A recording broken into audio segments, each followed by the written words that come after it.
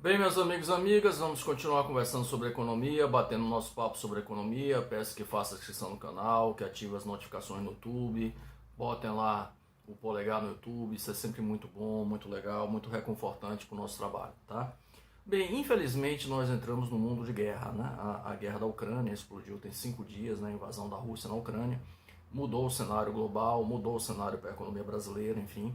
E esse vídeo de hoje é dedicado para a gente tentar entender o que vai acontecer na economia brasileira a partir dos impactos econômicos da guerra, tá? A gente vai tentar fazer essa análise. É muito importante chamar a atenção que eu estou gravando esse vídeo no início do mês de março, né? Porque as coisas estão mudando muito rápido, estão acontecendo de forma muito veloz, né? Então alguém que assiste esse vídeo daqui a um mês, 2 meses, 3 meses, então tem que entender que a gente está falando no início do mês de março, né? Com as informações, com as variáveis que a gente tem algum controle de informação hoje, né?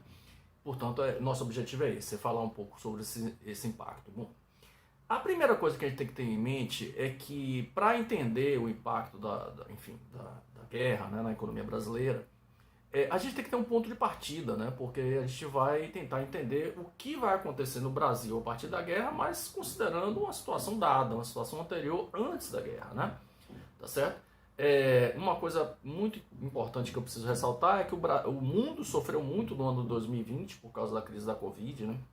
A economia global toda desabou em 2020. O ano passado já foi um ano de recuperação. Esse ano, antes da guerra, era um ano de recuperação, né? Apesar da variante Ômicron e tal. E aí veio a guerra, né? Então a gente passou por uma confusão muito grande que foi a Covid, né? Sobrevivemos de alguma forma com toda a dificuldade, mas conseguimos as vacinas e tal, conseguimos recuperar. E aí vem um outro problema grave que é a questão da guerra, né? Então a gente precisa entender como é que estava a nossa situação antes, né? Antes da guerra, para poder ter a noção do estrago, vamos dizer assim, né? O maior ou menor que vai acontecer na economia brasileira a partir da guerra. Então eu vou investir 2 minutos para falar disso. Eu acho que é muito importante a gente falar disso. 2 minutos para a gente tentar entender mais ou menos como é que estava a situação anterior. Bom, eu peguei 3 anos, né, os anos recentes, 2020, 2021 e 2022, a perspectiva para 2022, né? Trabalhei com alguns países, além do Brasil, eu trabalhei com o G7, que são as maiores economias do mundo, né? Alemanha, Canadá, França, Estados Unidos, Itália, Japão e Reino Unido. Mas do G7 eu retirei o Japão e tratei o Japão separado, porque Japão tem estatísticas muito baixas, né? Notadamente nos indicadores relativos à inflação e à taxa de desemprego. Os números do Japão são muito baixos, mesmo em comparação com o G7. Portanto, se o Japão ficasse dentro do G7, eu iria e fiz uma média do G7, o Japão iria enviesar o resultado do G7, vamos dizer assim, né? A média é sempre muito afetada pelos resultados extremos, né? Então eu tirei o Japão, então eu trabalhei com G7 sem Japão, China e Brasil, números do FMI. No caso do G7 eu fiz uma média desses países, né?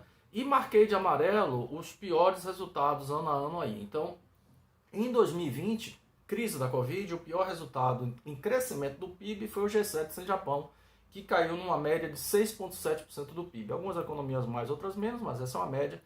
G7 o G7 sem Japão caiu, desculpem, 6,7% do PIB, né? O Brasil caiu, mas caiu um pouquinho menos, caiu 4,1%, né? Muito ajudado pelo auxílio emergencial, enfim, que ajudou bastante a economia brasileira. Enfim, o ano passado, o ano de recuperação, né? Todo mundo cresceu, ainda bem, né?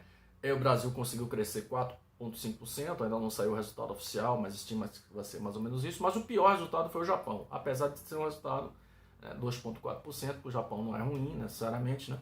Mas foi o pior resultado. Agora, esse ano, isso é importante, 2022, antes da guerra, a expectativa é que a economia brasileira já ia crescer muito pouco. Eu já gravei vídeo sobre isso, já falamos sobre isso. A gente estava com expectativa de 0,5% de crescimento do ano, isso aqui é número do FMI, porque o boletim Focus aqui do mercado financeiro aqui já está dando menos do que isso, 0,29%, por aí. Então, antes da guerra, nossa expectativa já era muito negativa em termos de crescimento da economia, enquanto o mundo estava crescendo. Vejam, ou a expectativa seria de crescimento, né? Vejam que o G7 sem Japão estava com a expectativa de crescer 4,6%, o Japão 3,2%, a China 5,6%, a gente só meio. Portanto, vejam que antes da guerra a gente já estava mal. A gente já estava muito mal. Eu já gravei vídeo sobre isso, e isso é importante porque senão os políticos vão ficar falando que não é a guerra. Não, não é a guerra. A guerra vai piorar uma situação que já estava ruim. Por favor, a gente precisa chamar a atenção disso, tá? Inflação. Inflação aqui, mesmo período, né? 2020, 2021, 2022. O Brasil foi o pior índice de inflação nos 3 anos, né? Considerando esses países da amostra, tá certo? Tá aqui de amarelo. E finalmente taxa de desemprego também nos mesmos períodos. O Brasil também foi a pior taxa de desemprego dos países na amostra. Então, antes da gente partir para a guerra, para análise da guerra, melhor dizendo, né? Vamos dizer assim, é importante chamar a atenção o seguinte: eu já li ontem e hoje matérias no jornal, na internet, enfim, nosso ministro da Economia, Paulo Guedes, né, dizendo que a inflação vai... Não, a inflação provavelmente vai subir mesmo, né? Isso é verdade, porque a guerra vai trazer esse efeito colateral ruim também para a economia brasileira. Mas ele fala mais ou menos assim: não, antes da guerra já tinha um fenômeno de inflação global, né? A inflação brasileira é a inflação global, né? Antes da guerra... Não, veja só, não é bem assim. Isso aí é fake news, essa conversa está errada, isso aí não é verdade, isso é desinformação, tá? Porque veja, a inflação que os países estão vivendo lá fora, primeiro, é uma inflação muito pequena comparada à nossa, aqui estão os números dizendo, mostrando, muito pequena comparada à nossa. O ano passado, né, a gente bateu 10,06, arredondando fica 10,1, mas foi 10,06, né?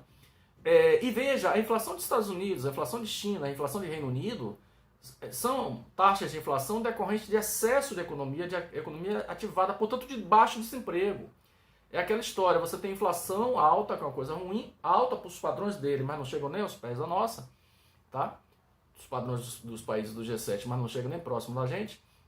Mas a taxa de desemprego deles é muito baixa, era muito baixa porque era um momento de recuperação da economia por causa da crise da Covid. Entretanto, o Brasil tinha uma inflação, teve uma inflação muito alta no ano passado, com desemprego absurdo. Então, veja, a nossa inflação é diferente dos Estados Unidos, é diferente da China, é diferente do Reino Unido, enfim. E a gente não pode cair nesse papo do governo de que a inflação está acontecendo aí para todo mundo igual. Não. Lá uma inflação no momento, antes da guerra, né? Uma inflação no momento econômico bom, de recuperação, desemprego baixo, e a gente uma inflação no momento econômico muito ruim, com desemprego muito elevado, os números estão mostrando. Mas enfim, é importante a gente saber da onde a gente está partindo. A gente está partindo desses números aqui. Aí vem a guerra, né? Para além de toda a crise, né, de todo o problema, de toda a catástrofe humanitária, casas bombardeadas, pessoas mortas, crianças, enfim, famílias sofrendo, que é sempre muito cruel, né? Tem um impacto econômico e a gente vai sofrer esse impacto econômico, né? O impacto vem por 2 caminhos: vem pelas sanções econômicas que os países da Europa, dos Estados Unidos, etc., colocaram sobre a Rússia, né? Essas sanções já estão dando problema para eles lá também, mas passa pelas sanções.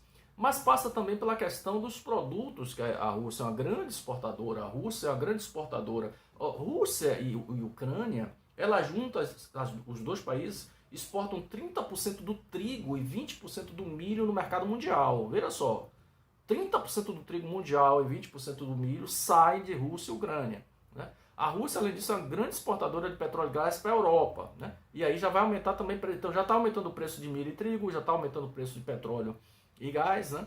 Todas essas commodities minerais e agrícolas estão aumentando de preço. Mas tem um ponto importante que eu quero ressaltar, sobre os fertilizantes, né? Veja só, a Rússia é a maior exportadora mundial de fertilizantes, adubos químicos e fertilizantes. O Brasil é o maior importador mundial de fertilizantes. E nós somos muito dependentes de fertilizantes. Vocês sabem, todos sabem que nós temos um agribusiness muito forte, né? O pessoal do agribusiness, né? Do interior do Brasil, enfim, soja, né?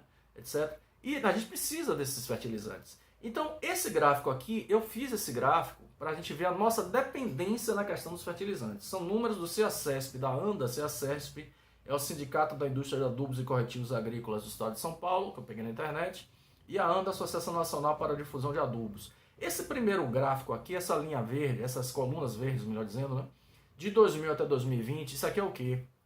É o pedaço da demanda interna de fertilizantes no Brasil, que é atendida por produção interna, fábricas aqui dentro. Em 2001, a gente chegou no maior nível. Em 2001, 43,4% da demanda interna era atendida por fábricas brasileiras, fábricas instaladas aqui, né? 43,4% era atendida por produção local. Só que agora em 2020, eu não tenho ainda o número de 2021, mas em 2020, essa produção, esse atendimento, esse market share, vamos dizer assim, né, cai para 15,5%. Então vejam que em 20 anos, de 19 anos, né, de 2001 para 2020, a gente atendia 43,4% da demanda interna era atendida por produção local, e em 2020 cai para 15,5%. A diferença aí é a importação, né? Então nós somos um grande importador, o maior importador mundial, e a gente está na mão praticamente da Rússia. Claro que a gente importa de outros países também, mas a Rússia é um grande exportador, né? E não é tão fácil mudar assim, porque os outros países estão comprando dos outros países também, né? Então vai ser complicado isso aí, os preços vão subir, né? Esse gráfico aqui traz esses números de uma forma até mais interessante, eu acho, porque veja, eu coloquei 3 informações aqui. A barra verde é em milhões de toneladas ano, milhões de toneladas. A barrinha verde é a produção no Brasil de fertilizantes e adubos químicos. Essa barra meio amarelinha aqui é a importação em milhões de toneladas ano, e a linha azul é a demanda interna, né? Então veja, em 2000 a produção local aqui de fertilizantes foi de 7 milhões de toneladas ano. A gente precisou importar 10 milhões e 100 mil toneladas e a demanda interna foi 17 milhões e 100 mil toneladas, né? Só que em 2020 a produção cai. Veja que a produção local cai de 7 milhões para 6 milhões e 400 mil toneladas. A demanda aumenta. A demanda daquela 17 milhões e 100 mil vai para 41 milhões e 400 mil toneladas ano.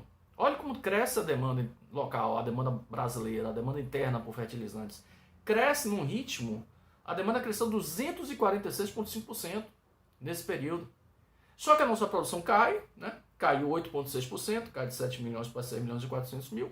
Tivemos que fazer o quê? Importação. As importações cresceram a um ritmo de 142% nesse período aí. Nós, em 2020, importamos 35 milhões de toneladas, principalmente da Rússia. A Rússia é o nosso principal exportador de fertilizantes. Aqui tem essa informação, né? Isso aqui é o número da Secretaria do Comércio Exterior, do Ministério da Economia, número para 2020.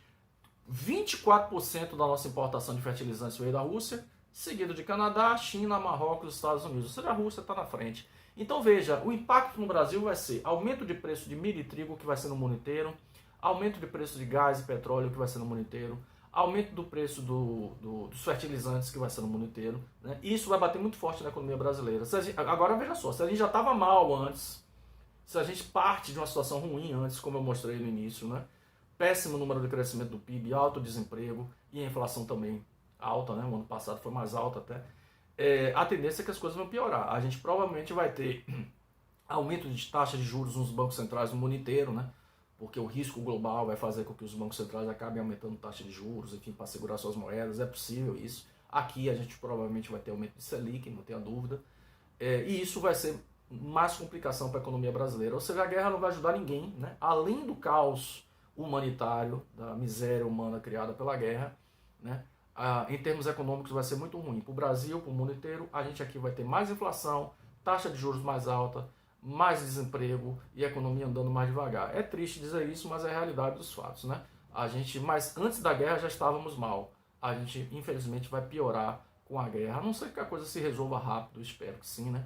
E que as coisas, enfim, se acalmem de maneira mais rápida.